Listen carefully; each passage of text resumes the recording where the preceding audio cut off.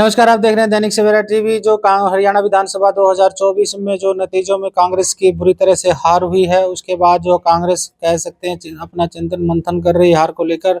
हमारे साथ कांग्रेस के पूर्व में गृह मंत्री रहे हैं सुभाष बत्रा हैं और काफी सीनियर लीडर रहे हैं। और जिस तरह से सर कांग्रेस की सरकार आते आते रह गई, क्या कहेंगे इस बारे? देखो, ये तो किसी को अंदाजा नहीं था।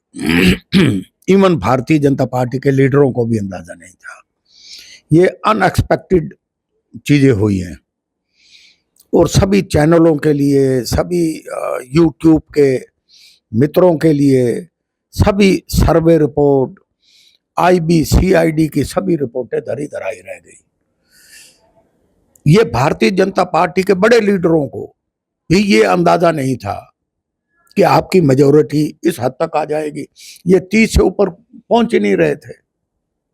सभी चैनल, सभी सर्वे 25, 30, 28 इससे ऊपर नहीं जा रहे थे, ले गए 48।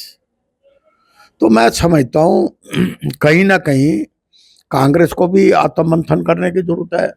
क्या कारण रहे, क्या खामियां रही जिसकी वजह से आपको हार का सामना करना पड़ा। मैंने तो ईवीएम के ऊपर भी सवाल उठाए हैं कि 20 से 30 सीटों पे इन्होंने कुछ ना कुछ गड़बड़ की है, उसकी भी जांच होनी चाहिए। जहां तक सवाल इलेक्शन का है, तो मैं समझता हूं कि Bharatiya Janata party social engineering करने में मास्टर है, कलाकार हैं, बहुत बड़े कलाकार हैं भाई। उन्होंने ओबीसी का कार्ड हमारे से छीना। आज आपने कैप्टन अजय यादव का भी स्टेटमेंट देखा होगा। उन्होंने दलित कार्ड को भी, राहुल जी कहते तो रहे OBC OBC SC OBC SC, लेकिन वर्किंग में प्रैक्टिकली जमीनी लेवल के ऊपर उसको कैश नहीं कर पाए। ये हमारे लिए बड़ी भारी दुर्भाग्य की बात है।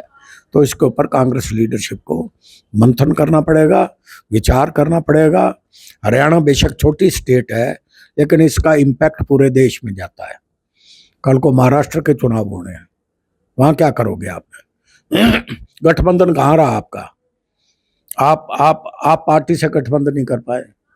आप सपा एक सीट मांगती थी, उनके साथ तालमेल नहीं कर पाए। आपके साथ तो मुझे जहां तक मेरे को जानकारी है, अगर इनेलो से भी करना चाहते हैं उनसे भी हो सकता था। क्या फर्क पड़ता था? आप अगर 5-7 सीटें इनको दे भी देते तो कोई फर्क पड़ने वाला नहीं था। लेकिन जहां 1-1, 2-2% वोट ये लेके गए हैं, चाहे बसपा है, चाहे चाहे चाहे चाहे और छोटी छोटी पार्टियां हैं, तो जाता क्या था। लेकिन पता नहीं, this was how it happens. तो इसके ऊपर ये तो कहा नहीं रहा, भूपेंद्र सिंह हुड्डा कह रहे थे कि हम तो सक्षम है, कांग्रेस की सरकार आएगी, हमारे पास पूर्ण बहुमत आएगा, हम किसी पार्टी। ये तो सुरेंद्र जी सभी कह रहे थे, ये अकेले भूपेंद्र हुड्डा नहीं कह रहे थे, सभी कह रहे थे कांग्रेस सरकार बनाने जा रही है। राहुल गांधी जी खुद कह रहे थे कांग्रेस सरकार बनेगी। केसी वेणुगोपाल जी कह रहे थे। कहना अलग चीज है, धरातल पे लेकिन ये ओवर कॉन्फिडेंस मार गया। ये एक किसी को मनाने की कोशिश नहीं की। किसी स्टार, मैं स्टार प्रचारक हूं, मुझे किस लिए बनाया स्टार प्रचारक? इसलिए बनाया ना कि एक पंजाबी चेहरा, जहां हमारी 25 से 30 कॉन्स्टिट्यूंसी हैं, वहां मेरे चेहरे को दिखा के चाहे कहीं 50 वोट आती, चाहे 100 आती, चाहे 200 आती, आपकी 8 सीटर हेलीकॉप्टर है, आपका जहाज है, आप बिठा लो उनको भी। लेकिन उन्होंने ये जहमत नहीं उठाई। किस लिए नहीं उठाई? इसलिए कि ओवर कॉन्फिडेंस, कि नहीं आ तो रहे हैं, कांग्रेस पावर में आ रही है। वही कहते हैं ना कि जब आदमी ओवर कॉन्फिडेंस में चला जाता है तो वो शायद किसी की जरूरत नहीं समझता, इसलिए आदमी को खमियाजा भुगतना पड़ता है।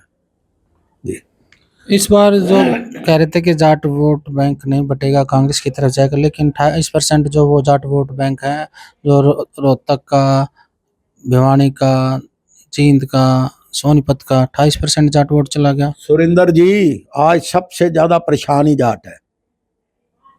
किससे? कांग्रेस से या बीजेपी से? किसी से लगा लो आप। जाटों ने 35 साल राज किया है, 35 साल।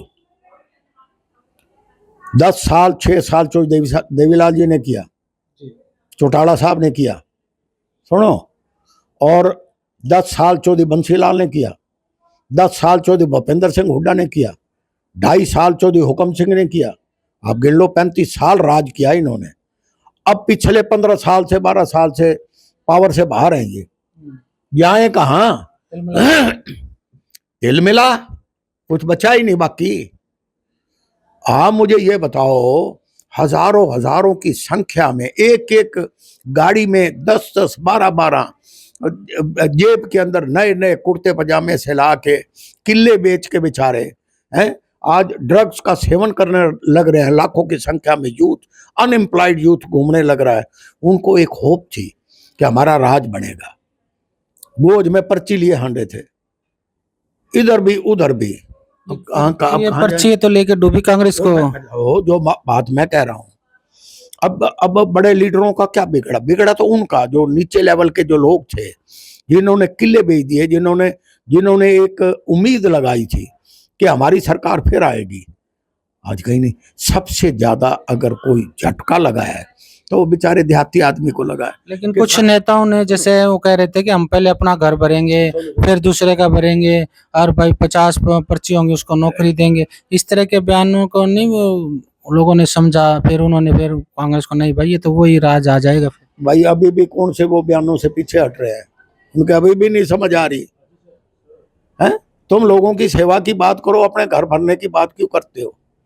लोगों के हिसाब से चलो, लोगों की भावनाओं को समझने की कोशिश करो। आज यही सबसे बड़ी दुखदाई बात है।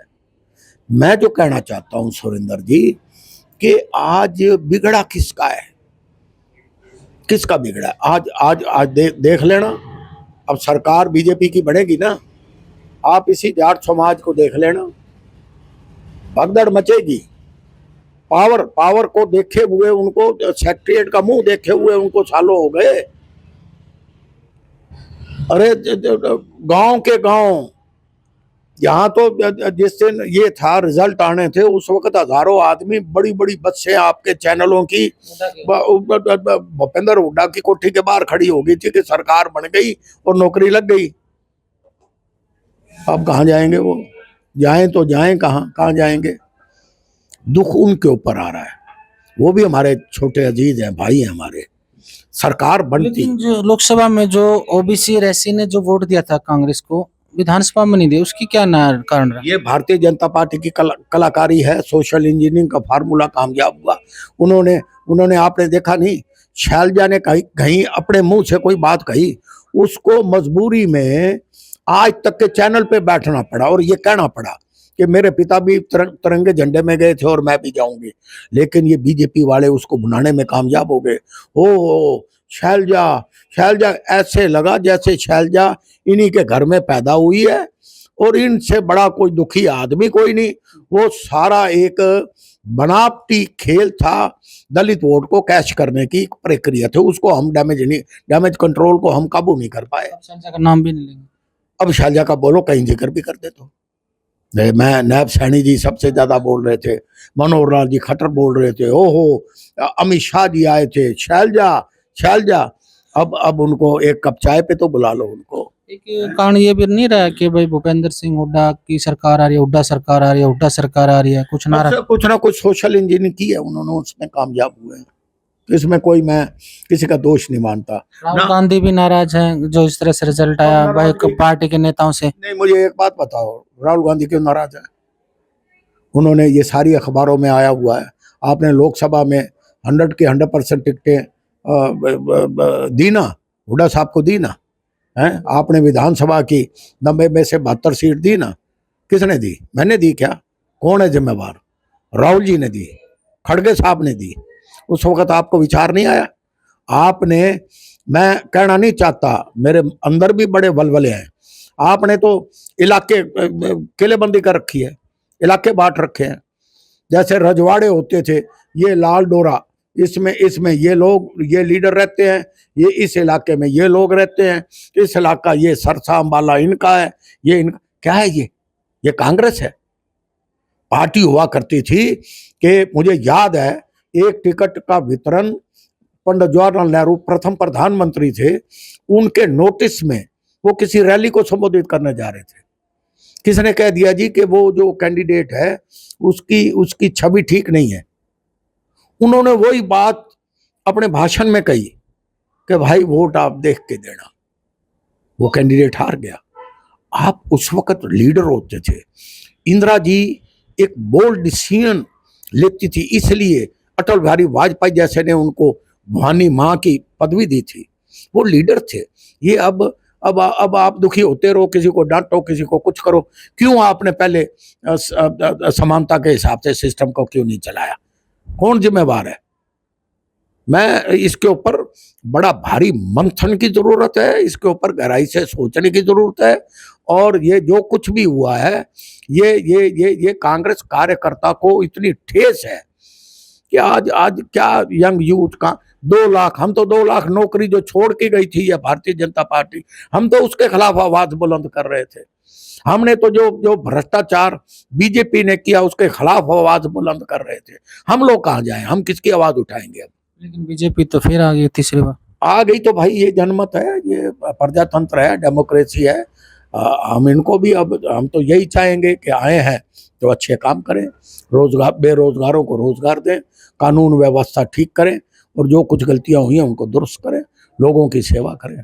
जी, ये थे सुभाष बत्रा जी, जिनका कहना था कांग्रेस की जो है कई कारण रहे हैं हार के, अब उनको मंथन और चिंतन करने की जरूरत है। और जो कांग्रेस में जो हुआ है जातीय समीकरण बैठा सही नहीं बैठा, उसके लिए भी उन्होंने कांग्रेस को सलाह दी है। सवेरा टीवी के लिए रोहतक से मैं सुरेंद्र सिंह। देश दुनिया की हर खबर सबसे पहले देखने के लिए फॉलो करें Dainik Savera TV, YouTube, Facebook, Instagram, X और व्हाट्सएप चैनल पर।